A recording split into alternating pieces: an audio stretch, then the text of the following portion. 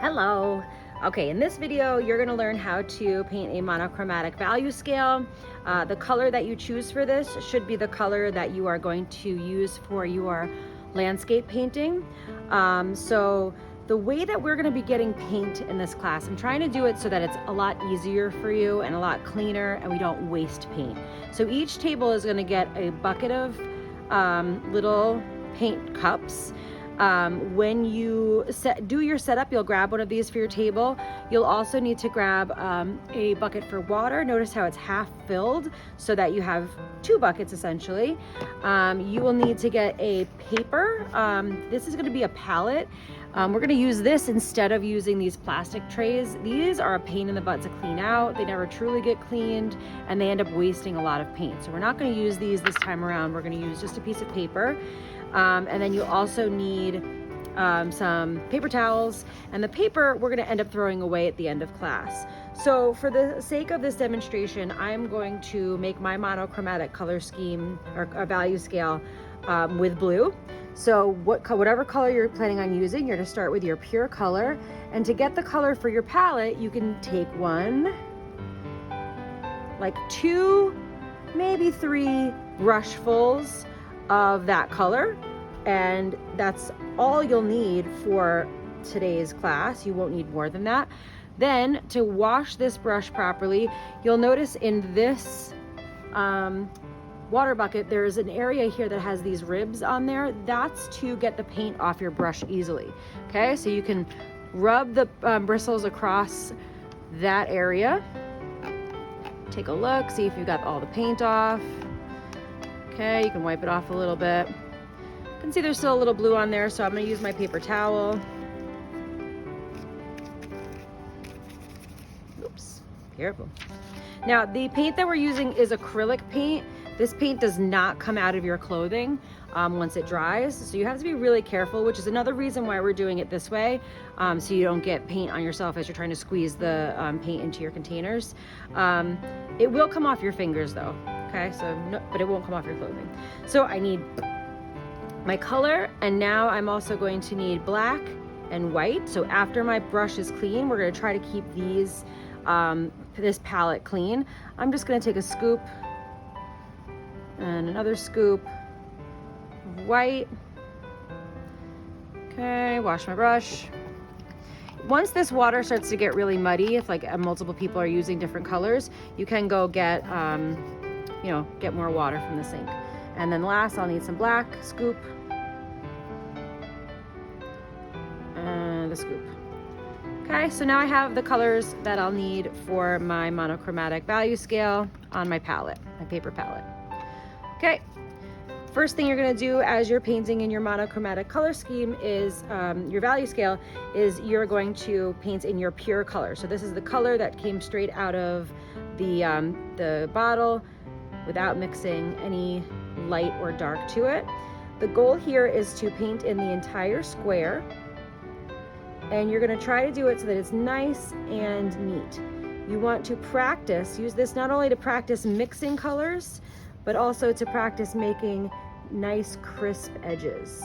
And you can see when you're painting, what happens is it really depends on two factors: how much paint you have on your brush, as well as how much water you have on your brush. The more paint you have on your brush, it will help you with more coverage. It can be harder to control though. Okay, so think about how much paint you have on your brush. If I were to take my brush with a bunch of water on it and then come straight onto the paper, that helps the paint move a little nicer. It may also be a little harder to control, and it makes the paint a little bit lighter, a little more see-through. To create really nice thin or neat edges, what you've got to do is you can use the corner of your brush. So you're going to watch that corner. And notice how I'm turning my paper, so I can always kind of line that corner up, and I'm going to think about how much pressure I'm putting on my brush. There's not a lot of pressure here, and I'm going to be pulling, dragging a line back, always looking at that corner. If you put a lot of pressure on your brush, that won't work, okay, because the corner kind of splays out. So you're really just trying to, nice light pressure, Think about how you would pet a baby kitten. Nice and gentle. Okay, turning the paper each time. And again, the goal here is to get the whole box filled. And what I'd like you to try to do is fill up the whole box with an even coat. Okay, so you might have to come back and do another layer or two, because sometimes this paint doesn't cover nicely the first time around. You'll see the brush strokes still. Okay, some little areas like this are difficult to get to with a bigger brush, so you want to make sure that you are using the size brush that you need. I just noticed that I got some paint on the corner here. Make sure that you're aware of where your palette is, because if you get paint on the corner like that, that's how you start to get paint on your clothing. So we want to try to always have a paper towel by you so that you can clean up if you need to. Okay, so I've got my pure color in there, and like I said, you're going to make a nice, neat, even layer, but I'm not going to do that now for sake of time. The next thing, to make a tint, it's color plus white. So now I'm going to start to make my pure color one shade lighter, the next shade lighter, and then the last shade is white only. So I take a little bit of my color, my pure color, go to a different place on my palette. I'm going to take just a small amount of white, and I'm going to mix it into my pure color. And I'm trying to make it light enough to see the difference. And notice how I'm pulling from the edge of my blob, so I'm not like contaminating the whole blob, just the edge. All right, that looks like another step lighter. So once you feel like you've mixed that up enough with your brush, come back and you paint that. And again, paying attention to the corner of your brush to make a nice, neat line. Nice crisp edge. And remember not to push down too hard on your brush. A nice light touch. Okay, so then you would fill in that whole square, but let's make another lighter value here. So I'm gonna again take the same blue as before, just a little more white. And I'm gonna leave that blue there so I have access to it later. Before it dries out, I can still use it.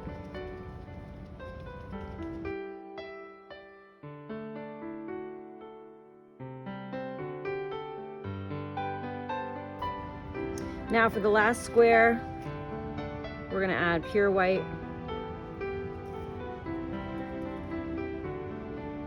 Get a little bit of your color in there, it's okay, because it is just the lightest value. Now I notice I have too much water on my brush right now because I went straight from the water to my paint. You always wanna dab off your brush a little bit so that you can control how much water is in the brush.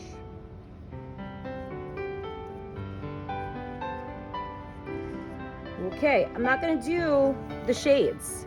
It's the same process. You wash your brush. Make sure you wash your brush, because if you don't, then you're gonna get like a kind of a gray mess. But you start with the pure color, add black, add more black, paint with only black, and that will be your monochromatic value scale.